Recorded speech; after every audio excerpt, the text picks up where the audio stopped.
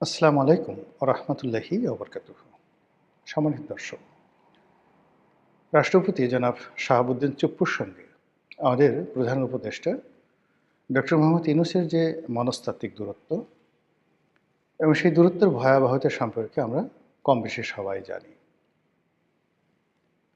তাদের মধ্যে কি হয়েছে সেটা আমরা জানি না। আপাত দৃষ্টিতে আমরা যেটা দেখলাম সেটা হলো যে জুলাই আগস্ট গণ অভ্যুত্থানের পর যখন ডক্টর মোহাম্মদ ইউনূস সরকারের অভিষেক হলো, সেক্ষেত্রে শাহাবুদ্দিন চুপ্পু তিনি সরকারের অনুগত রাষ্ট্রপতি রূপে তিনি সকলের শপথ বাক্য পাঠ করালেন এবং যতটা অপমানিত হওয়া যায়, যতটা লাঞ্ছিত হওয়া যায়, ঠিক ততটা অপমানিত লাঞ্ছিত হয়ে তিনি অনেকগুলো বিষয় মুখ বুজে সহ্য করলেন। বিভিন্ন দূতাবাস থেকে তার ছবি সরিয়ে ফেলা হলো, তাকে বঙ্গভবন থেকে বের করার জন্য মবের সৃষ্টি করা হলো, অকথ্য অশ্লীল অশ্রাব্য ভাষায় তাকে গালাগাল দেওয়া হলো এবং তিনি চুপ থাকলেন। এরপর যেটা হলো যে তিনি বিদেশে যেতে চাইলেন। তাকে তো বিদেশে যেতে দেওয়া হলোই না, বরং বিদেশ থেকে রাষ্ট্রপতির বরাবরে যে কয়েকটি চিঠি এসেছিল, সেই চিঠিগুলো তাকে হস্তান্তর করা হয়নি। তার প্রেস এবং মিডিয়া দেখার জন্য বাংলাদেশের যে রাষ্ট্রীয় কালচার আছে, সেই কালচার অনুযায়ী সেই যে কোনো ঘটনা, অর্থাৎ একজন রাষ্ট্রদূত যাবেন, তার নিকট দেখা করবেন, বঙ্গভবনে যারা যাবেন, সেই বিষয়গুলো সংবাদ মাধ্যমে জানানোর জন্য রাষ্ট্রপতির একটা প্রেস উইংস ছিল। এটাকে উইথড্র করে নিয়ে যাওয়া হয়েছে, ফলে আসলে উনি ওখানে কার্যত গৃহবন্দী অবস্থায় আছেন। এই জিনিসগুলো কেন হলো, কী কারণে হলো এবং রাষ্ট্রপতি চুপ্পুর দোষ কী? আওয়ামী লীগ জমানাতে তাকে নিয়োগ দেওয়া হয়েছিল এবং তিনি মনে প্রাণে একজন আওয়ামী লীগের। শেখ হাসিনার প্রতি তার আনুগত্য সীমাহীন। তো এটা তো সবাই জানে। তাই যদি হতো তাহলে জুলাই আগস্ট বিপ্লবের পরে সবাইকে পরিবর্তন করা হলো, রাষ্ট্রপতিকেও তো আসলে পরিবর্তন করে দেওয়া উচিত ছিল। কিন্তু সেটা যখন করা হলো না, সেই ক্ষেত্রে রাষ্ট্রপতিকে যদি আপনি পদে রাখেন, তাহলে ব্যক্তি জনাব শাহাবুদ্দিন চুপ্পু নয়, রাষ্ট্রপতি, গণপ্রজাতন্ত্রী বাংলাদেশ সরকারের রাষ্ট্রপতির যে প্রাপ্য সম্মান এবং মর্যাদা, এটা দিতে জাতি হিসেবে যদি আমরা কার্পণ্য করি, তাহলে আমাদের পুরো শাসনতান্ত্রিক ব্যবস্থাতে যে বদনজির তৈরি হলো, এটি আগামীতে চলতে থাকবে। সেই কাজটি ডক্টর মোহাম্মদ ইউনূসের জমানাতে প্রবলভাবে হলো। রাষ্ট্রীয় যখন প্রোটোকল প্রদর্শন করা হয়, সেখানে রাষ্ট্রপতি ১ নম্বর ব্যক্তি। তিনি মঞ্চে উঠবেন, বাকি সবাই থাকবেন। এবং এখন যদি প্রধান উপদেষ্টা বলা হয়, তাহলে এটার অন্তর্নিহিত সত্য কী? প্রধান উপদেষ্টা মানে রাষ্ট্রপতিকে যিনি উপদেশ প্রদান করবেন। তো রাষ্ট্রপতিকে যিনি উপদেশ প্রদান করবেন, উপদেষ্টা, তিনি তো আসলে রাষ্ট্রপতির চেয়ে বড় হন না। এবং আমাদের দেশে যে সরকার ব্যবস্থা, পার্লামেন্টারি ফর্ম অফ গভর্নমেন্ট, এখানে প্রধানমন্ত্রী সরকারের এক্সিকিউটিভ প্রধান। কিন্তু তা সত্ত্বেও তিনি যখন বিদেশে যাবেন, বিদেশ থেকে এসে রাষ্ট্রপতির সঙ্গে দেখা করবেন এবং আরও রাষ্ট্রের যে সকল প্রোটোকল রয়েছে, যেমন ধরুন দুর্নীতি দমন commission, auditor general office, supreme court, তারা স্বাভাবিকভাবেই একটা বাৎসরিক বিভিন্ন উপলক্ষে রাষ্ট্রপতির সঙ্গে দেখা করেন এবং একটা প্রতিবেদন দাখিল করেন। তো এই কাজগুলো ছাড়াও রাষ্ট্রপতি পদাধিকার বলে বাংলাদেশের সকল বিশ্ববিদ্যালয়গুলোর চ্যান্সেলর। ফলে সেই সকল বিশ্ববিদ্যালয়ের যে সমাবর্তন অনুষ্ঠান, সেখানে তাকে দাওয়াত করা হয় এবং তিনি নিজে যান, অথবা সমাবর্তনে কে অতিথি হবেন সেটা অনেক ক্ষেত্রে তিনি বলে দেন, অথবা তিনি অপারগতা প্রকাশ করলে বিশ্ববিদ্যালয়ের যে সিন্ডিকেট রয়েছে তারা অন্য কাউকে প্রধান অতিথি হিসেবে সেখানে বরণ করে নেন। কিন্তু এখানে প্রথম অগ্রাধিকার হলো রাষ্ট্রপতির। আমাদের দেশে গত ১৫ মাসে এই যে রাষ্ট্রপতির যে ইনহ্যারেন্ট পাওয়ার, বিশ্ববিদ্যালয়গুলোতে গিয়ে তিনি সমাবর্তন অনুষ্ঠানে বক্তৃতা দিবেন, সেটি হয়নি। দ্বিতীয়ত হলো যে সামরিক বাহিনীর অনেকগুলো অনুষ্ঠান থাকে। সেই অনুষ্ঠানের কিছু অনুষ্ঠানের নামই আছে রাষ্ট্রপতির কুচকাওয়াজ অনুষ্ঠান। তো যেখানে রাষ্ট্রপতির কুচকাওয়াজ অনুষ্ঠান হবে সেখানে রাষ্ট্রপতি প্রধান অতিথি থাকবেন, তিনি উপস্থিত হবেন। এটাই স্বাভাবিক। এ সকল অনুষ্ঠানে রাষ্ট্রপতিকে যেতে দেওয়া হয়নি, বাধা তৈরি করা হয়েছে। আমাদের দেশে প্রতি বছর ১৬ই ডিসেম্বর তারিখে যে ন্যাশনাল প্যারেড গ্রাউন্ডে সকল বাহিনীগুলোর প্যারেড প্রদর্শন করা হয়। সেখানেও রাষ্ট্রপতি প্রধান অতিথি থাকেন, তিনি সালাম গ্রহণ করেন। গত ২ বছরে সেটি করা হয়নি। সবাই ধরে নিয়েছেন যে ডক্টর মোহাম্মদ ইউনূস তিনি রাষ্ট্রপতির এই কর্তৃত্ব মানতে চান না। ইউনূস সাহেব মঞ্চে বসে থাকবেন বা মঞ্চে উঠতে পারবেন না। তিনি দর্শক সারিতে বসে থাকবেন আর মঞ্চে দাঁড়িয়ে সালাম গ্রহণ করবেন রাষ্ট্রপতি। এটা দেখতে ডক্টর মোহাম্মদ ইউনূসের জন্য ভীষণ রকম বিরক্তিকর। ফলে এই জিনিসগুলো হয়নি। আর আমরা ধরে নিয়েছি যেহেতু এটা একটা ডক্টর ইউনূসের জমানা, আগে যেভাবে শেখ হাসিনার কথা মতো সব কিছু হতো, এখন ডক্টর মোহাম্মদ ইউনূসের কথা মতো সব কিছু হবে, এটাই স্বাভাবিক।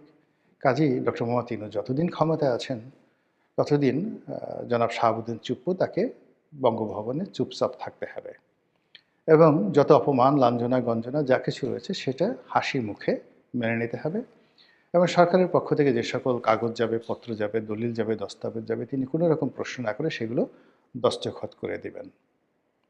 এটা যখন স্বাভাবিক, ঠিক সেই সময়টাতে আমরা দেখলাম যে বঙ্গভবনের সানাই নহবত আবার বেজে উঠল। বঙ্গভবনের যে আলোক উজ্জ্বল যে বর্ণচ্ছটা সেটা আবার নতুনভাবে যাকে বলা হয় সারা বাংলাদেশে আভা বিতরণ করল। আর সেই ঘটনাটা ঘটল বাংলাদেশের নতুন প্রধান বিচারপতি তার অভিষেক বা শপথ গ্রহণ অনুষ্ঠানকে উপলক্ষ করে। আপনারা জানেন যে আমাদের দেশের প্রধান বিচারপতি অত্যন্ত গুরুত্বপূর্ণ ব্যক্তি। আর এইবার যিনি প্রধান বিচারপতি হয়েছেন তিনি আরও অনেক কারণে গুরুত্বপূর্ণ। তার একটা বর্ণাঢ্য ক্যারিয়ার আছে এবং তার বাবা বাংলাদেশের খুব নামকরা একজন বিচারপতি ছিলেন, জাস্টিস আব্দুর রহমান চৌধুরী। আমার সৌভাগ্য হয়েছিল তার সঙ্গে অনেক দিন একত্রে কাজ করার। আমাদের একটা সাংস্কৃতিক সংগঠন আছে, মানে আমি আগে খুব অ্যাক্টিভ ছিলাম, এখন অতটা অ্যাক্টিভ নেই, কিন্তু যখন আমি কলেজে পড়তাম তখন সেই সংগঠনটির সঙ্গে আমি খুব যাকে বলা হয় ওতপ্রোতভাবে জড়িত ছিলাম বিশ্ববিদ্যালয় জীবন পর্যন্ত, টানা ৬-৭ বছর। সেই সংগঠনটির নাম হলো তমুদ্দুন মজলিস। তো জাস্টিস আব্দুর রহমান চৌধুরী তিনি এই তমুদ্দুন মজলিসের একজন মেন্টর ছিলেন। আর তিনি যখন ছাত্র ছিলেন তখন সেই ৫০-এর দশকে প্রিন্সিপাল আবুল কাসেমের জমানাতে তিনি আমারই মতো একজন কর্মী ছিলেন তমুদ্দুন মজলিসের, এবং সেই কথা বলে তিনি গর্ব অনুভব করতেন। তো তার আছে বর্ণাঢ্য রাজনৈতিক অভিজ্ঞতা, মানে বর্তমান যিনি প্রধান বিচারপতি তার বাবার আব্দুর রহমান চৌধুরীর বর্ণাঢ্য রাজনৈতিক অভিজ্ঞতা। তিনি আইনজীবী হিসেবে খুবই প্রমিনেন্ট ছিলেন, বিচারপতি রূপে খুবই প্রমিনেন্ট ছিলেন এবং সবচেয়ে বড় কথা হলো তিনি একজন ভাষা সৈনিক ছিলেন। ৫২ ভাষা আন্দোলনের একজন অগ্রগামী নেতা ছিলেন এবং ওই সময়টাতে সম্ভবত তিনি ডাকসুরও নেতা ছিলেন। খুব উঁচু বংশের লোক, গায়ের রং, চেহারা সুরত দেখলেই আপনার কাছে মনে হবে যে এরা আমাদের মতো অর্ডিনারি বাঙালি নন। তো সেই ভদ্রলোকের সন্তান এখন বাংলাদেশের প্রধান বিচারপতির ছেলে বিচারপতি। তো সেই দিক থেকে এই যে তার যে উচ্চ আদালতে তার যে অভিষেক, এটা দ্বিতীয় প্রজন্ম। তার বাবা প্রথম প্রজন্ম, তিনি দ্বিতীয় প্রজন্ম। আর অন্য একটা বক্তব্যে তিনি বলেছেন যে আইনজীবী হিসাবে এটি তিনি তৃতীয় প্রজন্ম। সম্ভবত তার দাদাও খুব বড় আইনজীবী ছিলেন। তিনি বিচারপতি হননি কিন্তু আইনজীবী ছিলেন। তো তৃতীয় প্রজন্মের আইনজীবী আর দ্বিতীয় প্রজন্মের বিচারপতি। আর মাশাআল্লাহ তার যে চেহারা ছিল তার বাবার মতোই অসম্ভব সুন্দর। এবং আমার মানে আরও ভালো লাগছে যে আমি ঢাকা বিশ্ববিদ্যালয়ের যে ডিপার্টমেন্টের ছাত্র ছিলাম আইন বিভাগের, বর্তমান বিচারপতি সেই বিভাগেরই অগ্রজ বড় ভাই। তো এই মানুষটির অভিষেক অনুষ্ঠান হলো বঙ্গভবনে এবং সেই বঙ্গভবনের অনুষ্ঠান উপলক্ষে বাংলাদেশের যে গত ১৬-১৭ মাস ধরে যে কোর্স অফ অ্যাকশন বঙ্গভবন কেন্দ্রিক কোর্স অফ অ্যাকশন এটি রীতিমতো উল্টে গেল।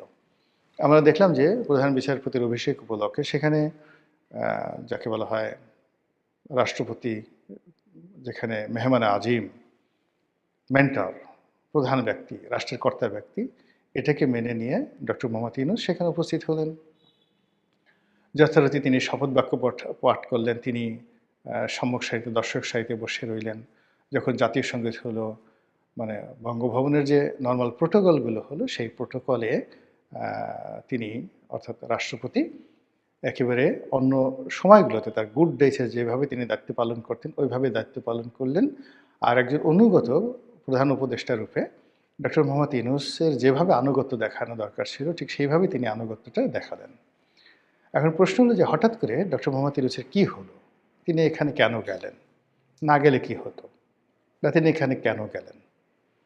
এই প্রশ্নের জবাবের উপরে আগামী ২ মাস ২.৫ মাসের রাজনীতির যে ভবিষ্যৎ এটা নির্ভর করবে। দ্বিতীয়ত হলো যে জনাব শাহাবুদ্দিন চুপ্পু, তার মধ্যে যে দৃঢ়তা দেখা গেল, তিনি পুরো অনুষ্ঠানে যেভাবে মুচকি মুচকি হাসছিলেন, ফলে এটাকে একটা নেহায়েত অনুষ্ঠান বা ওই দিনের জন্য এই ঘটনাটা ঘটেছে, দ্বিতীয়বার ঘটবে না এরকম মনে হয়নি। মনে হলো যে উনি প্রাণ ফিরে পেয়েছেন। এবং বঙ্গভবন যেভাবে সাজানো হয়েছে, যেভাবে পানির ফোয়ারাগুলো সেখানে যাকে বলা হয় সেই উৎসরিত করছিল, ফোয়ারা রূপে পানি যেভাবে ছিটাচ্ছিল, ওখানে যারা মেহমান ছিলেন, উপস্থিত ছিলেন, সব মিলিয়ে মনে হচ্ছে যে বঙ্গভবনের যে ক্ষমতা, সেই ক্ষমতা নড়াচড়া করছে। বঙ্গভবনের ক্ষমতা নতুনভাবে বিকশিত হচ্ছে এবং বঙ্গভবনে যারা কর্তা ব্যক্তি রয়েছেন তাদের সকলের মানচিত্র, চোখের মানচিত্র, মুখের মানচিত্র, অভিব্যক্তি সব কিছুর মধ্যে একটা নতুন আভা আমি দেখতে পেয়েছি সেই অনুষ্ঠানে।